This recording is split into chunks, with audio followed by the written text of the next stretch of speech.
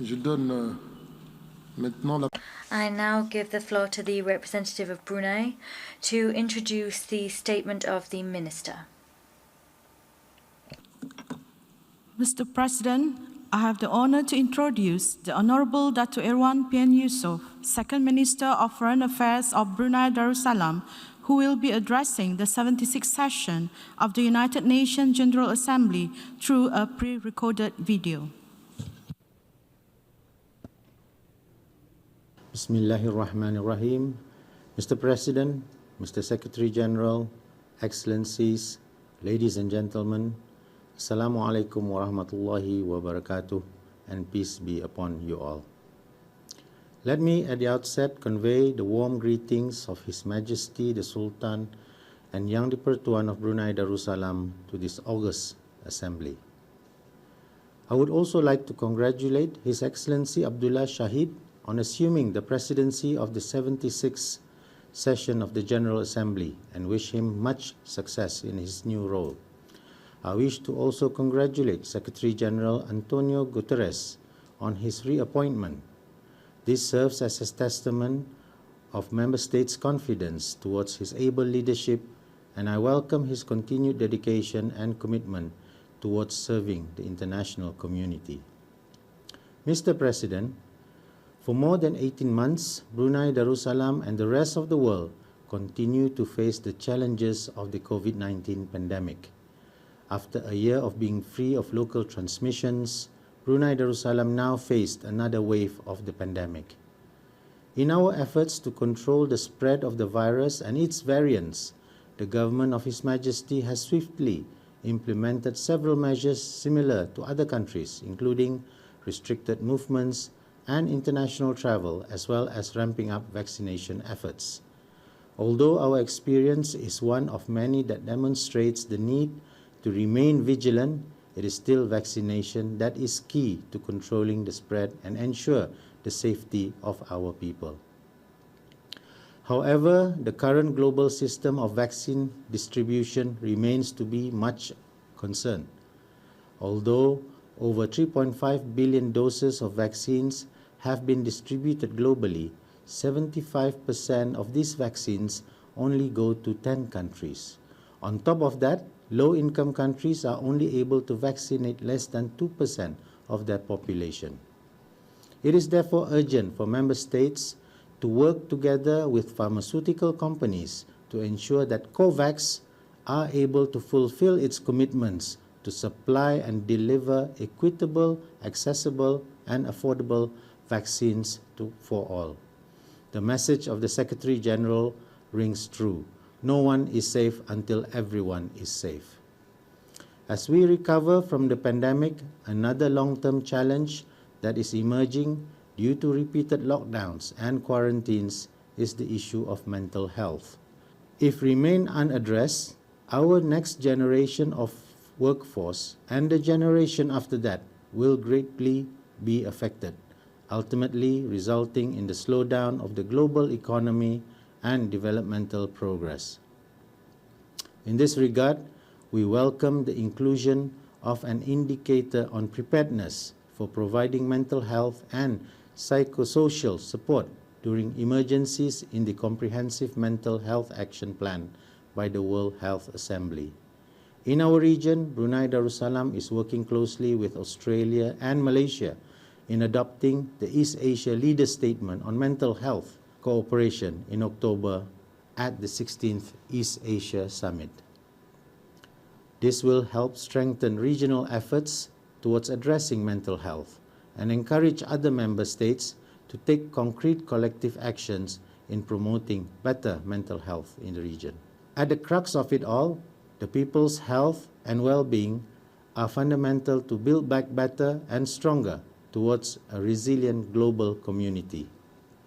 Mr. President, in addressing the adverse impacts of the pandemic, it has not only compromised ongoing national development plans, but also the resources of many countries, notably the small developing states.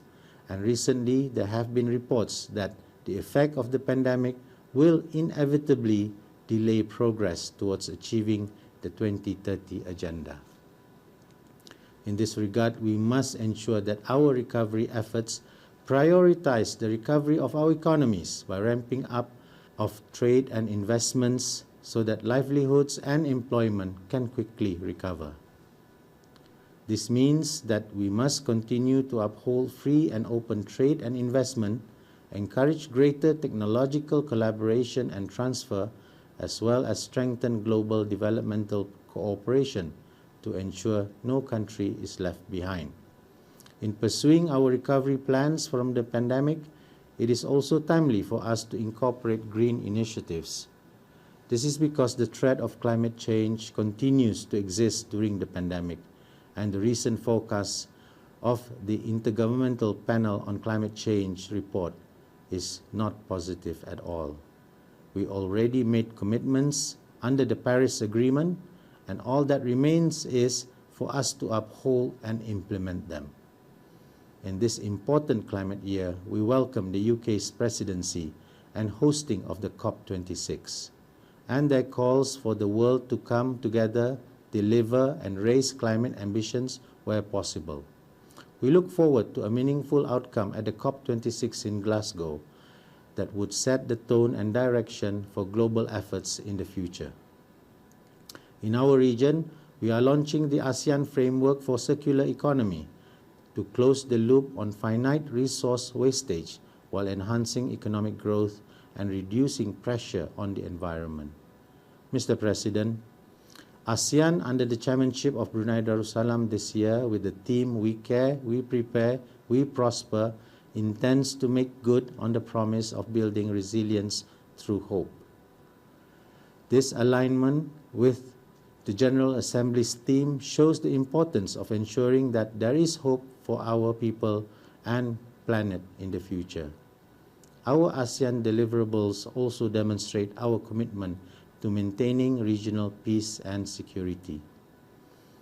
This is why this year, when the situation in one of our fellow ASEAN family member could affect the stability of the region, ASEAN leaders quickly met and agreed on the 5-point consensus to ensure a peaceful return to democracy in that member state in accordance to the will and interests of its people. 5-point consensus, among others, also calls for an immediate cessation of violence as well as for the commencement of dialogue among all parties concerned and to allow for the provision of humanitarian assistance. To this end, on behalf of ASEAN, I would like to express our deepest gratitude to our external partners, including the United Nations, for their assistance and also for their generous contributions accorded at the Humanitarian Pledging Conference last month. We welcome the continued support of the international community in ASEAN's effort. Mr. President, the question of Palestine remains very much in our thought for over 7 decades. Up until now, there has not been any concrete resolution. We continue to see forced eviction, destruction of homes, and expansion of illegal settlements by the occupying power.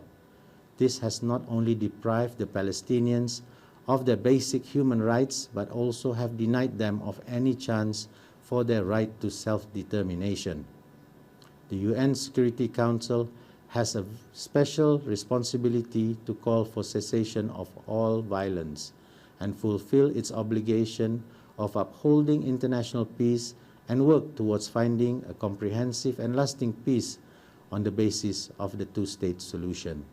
We also call on the international community to remain resolute in their commitment to safeguarding the two-state solution towards achieving an independent state of Palestine based on the pre-1967 borders with East Jerusalem as its capital.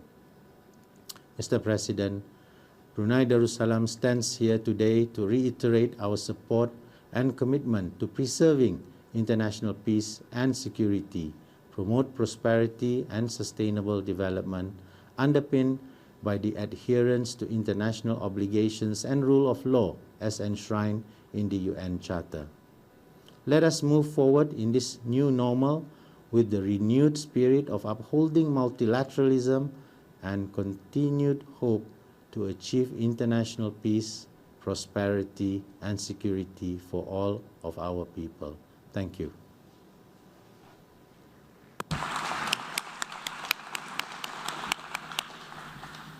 Je remercie le I thank the Minister of Foreign Affairs of Brunei Darussalam for the statement just made.